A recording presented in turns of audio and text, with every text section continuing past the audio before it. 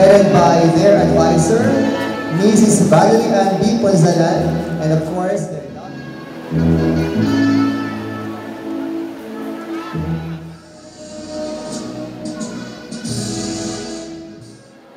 and our guest speaker.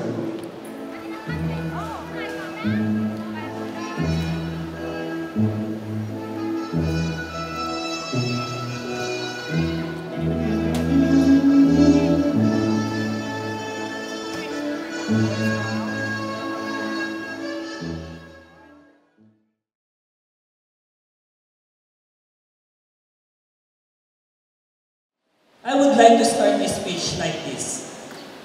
Being a leader, it's not actually an inborn, no? Hindi ka pinanganak na leader na. To be a leader, ginagawa ko. You're being made, you're being molded to be a leader. In our industry, hindi ka naman pwedeng basta umangat lang ng ganun-ganun. No? Hindi ka naman pwedeng pagdating mo sa trabaho mo, ito na to. Okay? Being a leader, it takes time.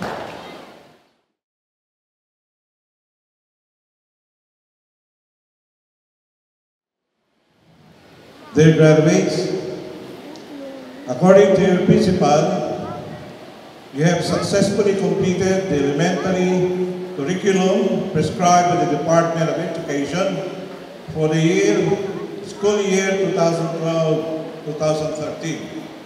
And with my authority as President of Colegio de Calumpit, I have the honor to confirm your graduation. Congratulations! Palakpakan po natin ang ating mga anak na nagsipagtapos.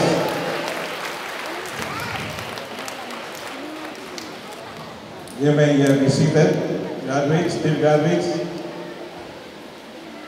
To our guest speaker, one of the pride of our Calumpit Institute, now Colegio de Calumpit, the brother of one of our 10 outstanding alumni, Noli Hernandez, Norman Dugan Hernandez, and his handsome son, 6 years old.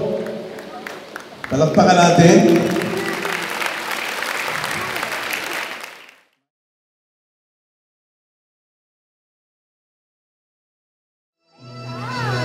Tolentino Selwyn Daniel A. Grade 6 Guardian Girls.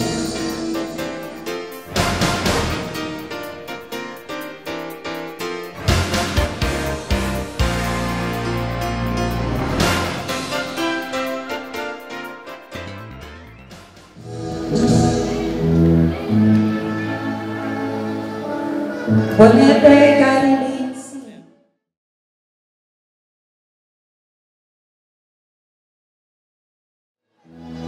Ninth Honors, Selwyn Daniel A. Tolentino.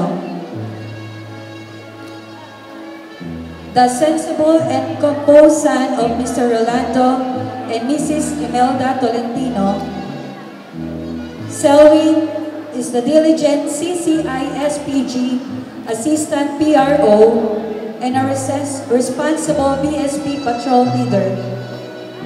Selwyn has his athletic skills as well, as he and his teammate made it as a runner-up into intramurals volleyball event. 8 honors, John Vincent M. Ranyopa.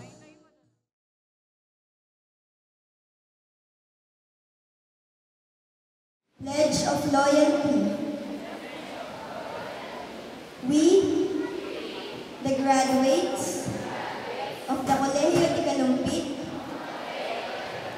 elementary level, school year 2012-2013, to give ourselves to honest and dedicated service to our community, our country, and to divine providence. We pledge loyalty and devotion to our benefactors, our parents, our teachers, and alma mater, the Colegio de Calumpit, for their unselfish and immeasurable sacrifice for the sake of our welfare. We implore the blessings of divine providence to help us fulfill the sacred promise.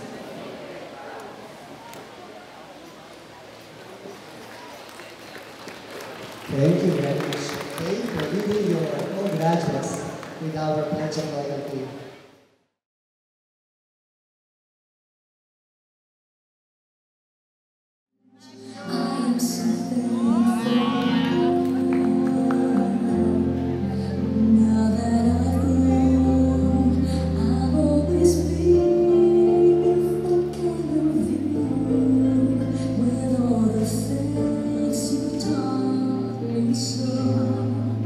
Always remember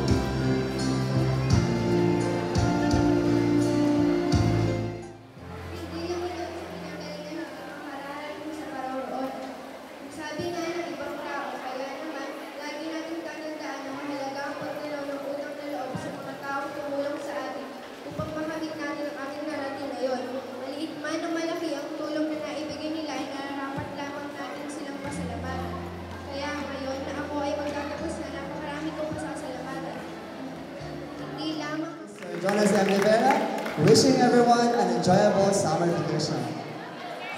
And now, the recession night.